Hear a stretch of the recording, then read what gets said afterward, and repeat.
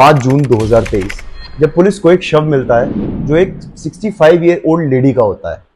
पता चलता है कि उसका मर्डर हुआ है और जुलाई 2024 तक 9 औरतों का खून हो चुका था।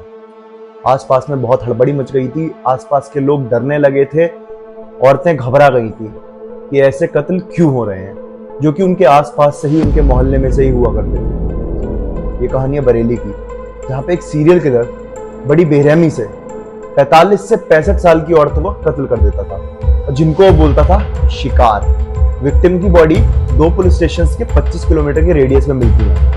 पहला पुलिस स्टेशन था थाना शाही और दूसरा पुलिस स्टेशन था शीशगढ़ पुलिस स्टेशन, जो दोनों ही पुलिस स्टेशन बरेली डिस्ट्रिक्ट के अंदर आते हैं। पुलिस को इस केस के बारे में एक नई चीज पता चली कि जितनी भी औरतों के साथ उसने मर्डर किया है उसको वो सेक्सुअली असॉल्ट करता था और दूसरा बहुत तरीके की मल्टीपल इंजरीज देता था, मतलब वो औरतों को तड़पा के मारता था। दो सभी 45 से 65 के एज ग्रुप की महिलाएं थी। नंबर 3, जिस तरीके से मारा गया है वो कॉमन था।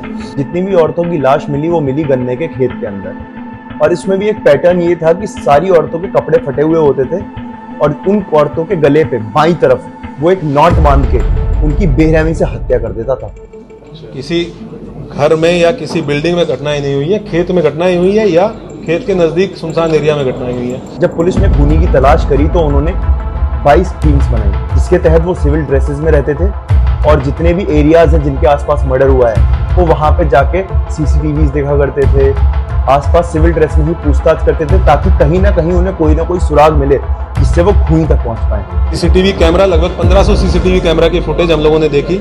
600 सीसीटीवी कैमरा नए इंस्टॉल किए गए इस एरिया में, सादे कपड़ों में और पुलिस की वर्दी में पुलिस कर्मियों को बैरियर ड्यूटीज में लगाया गया। जब पुलिस ने ऐसे ही पूछताछ करी तो वो एक चाय की टपरी पे पहुंचे, जहां पे चाय की टपरी के मालिक ने बताया कि वहां एक आदमी आता है जो काफी अजीब हरकतें करता है, वहां चाय पीता है और पुलिस को गालियां बकता है और वहां पे मर्डर की बातें करता है कि मैंने इस औरत को इस तरीके से ऐसे मारा, और ये भी कहता है कि पुलिस मेरा कुछ नहीं बिगाड़ सकती।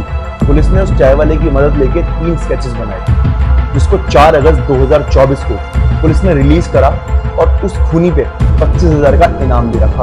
पुलिस के इनाम के अनुसार जो भी उस व्यक्ति को पकड़ेगा उसको 25,000 रुपए की राशि मिलेगी, जिसके थ्रू पुलिस ने अपनी जांच जारी रखी। स्केचेस रिलीज करने के बिल्कुल 3 दिन बाद 2 स्केचेस से उसका मैच मिला और 35 साल की उम्र वाला कुलदीप सिंह पकड़ा गया। पुलिस के द्वारा बताई गई बातों के अनुसार पुलिस ने बताया कि ये मानसिक रूप से बीमार है। ये एक सीरियल किलर है जो अकेली औरतों को देखता है जो अकेले काम कर रही होती हैं और उन पे जाके हमला करके उनसे अपनी हवस दूर करता है और उनको बड़ी बेरहमी से मार देता है। पूछताछ में बात प्रकाश में आई है, प्रयास इसने सब में किया है।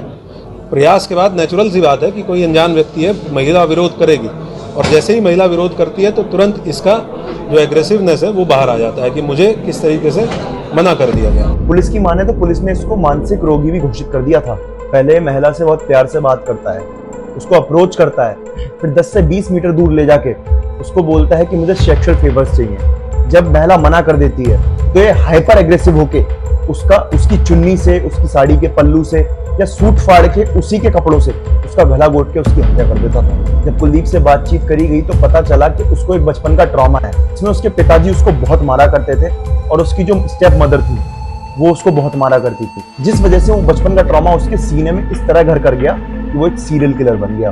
जब 2014 में इसकी शादी हुई तो इसकी बीवी ने भी इसको छोड़ दिया क्योंकि ये बहुत ज्यादा एग्रेसिव बिहेव करता था और बीवी के साथ मारपीट, डोमेस्टिक वायलेंस जैसी चीजें बहुत ज्यादा करता था। और दूसरी स्टेटमेंट में पुलिस ने ये कहा कि ये औरतों से इस कदर चिढ़ता है कि ये उनकी हत्या करने के लिए किसी भी हद तक गिर सकता था, लेकिन उससे पहले इसको सेक्सुअल फेवर्स चाहिए होते थे।